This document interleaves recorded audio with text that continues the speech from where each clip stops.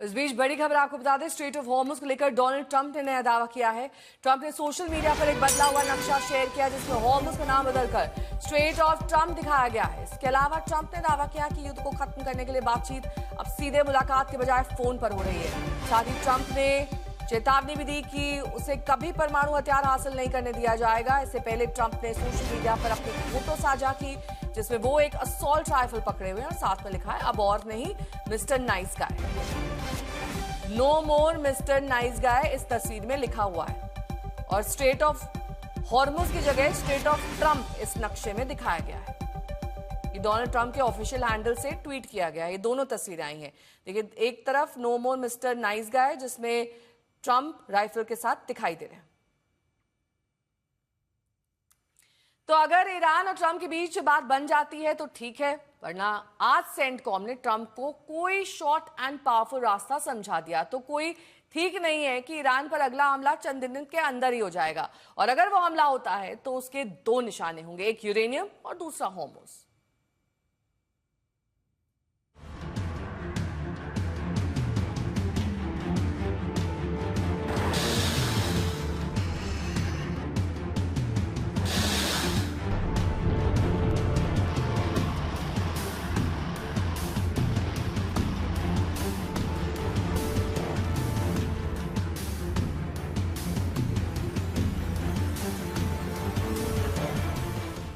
Hormuz के दरवाजे पर अमेरिकी नाकेबंदी जारी है।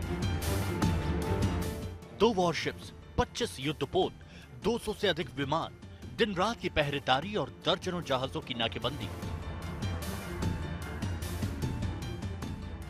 हॉर्मुज के दरवाजे पर डंडा लेकर बैठा अमेरिका अब तक 42 जहाजों को रास्ता बदलने को मजबूर कर चुका है।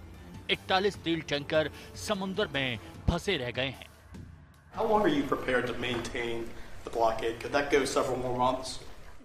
Well, the blockade is genius, okay? The blockade has been 100% foolproof. It shows how good our Navy is, I can tell you that. Nobody's going to play games. They have no military left. It's all, the Navy's at the bottom of the sea. The Air Force is never going to fly again. उधर Iran कह रहा है कि नाकेबंदी तो उसने कर रखी है और अगर अमेरिका ने कोई सैन्य कार्रवाई करने की कोशिश की तो अंजाम बहुत बुरा होगा। ईरान का कहना है कि हॉर्मुज का कब्जा धारक वो है और उसकी मर्जी के बिना इस रास्ते से किसी की आवाजाही मुमकिन नहीं होगी।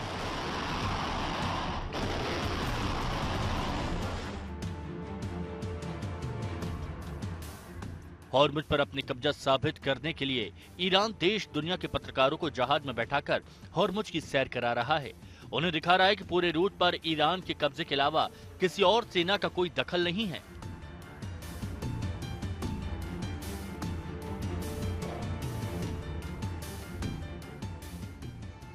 ईरान रोज अपनी सड़कों पर मिसाइलों की झांकी निकाल कर दिखा रहा है कि अगर अमेरिका ने फिर से जंग शुरू की तो उसके युद्धपोतों को समुद्र में डुबोने में कोई कसर नहीं छोड़ी जाएगी।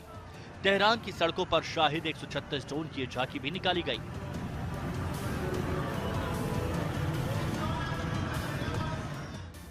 हालांकि ट्रंप दावा करते हैं कि अमेरिका ने ईरान की सारी सेना खत्म कर दी है और थोड़ी बहुत मिसाइलें जो बची हैं उसे अगर जंग हुई तो खत्म कर देंगे। We're not going to let Iran have a nuclear weapon. And we've knocked out their Navy, we've knocked out their Air Force, we've knocked out their anti-aircraft, everything, apparatus, everything they have, their radar, they have very little left. And they have some missiles, a small percentage. They have a small percentage of missile-making facilities. We knocked out about 80% of them. The rest could come very quickly if we don't make a deal.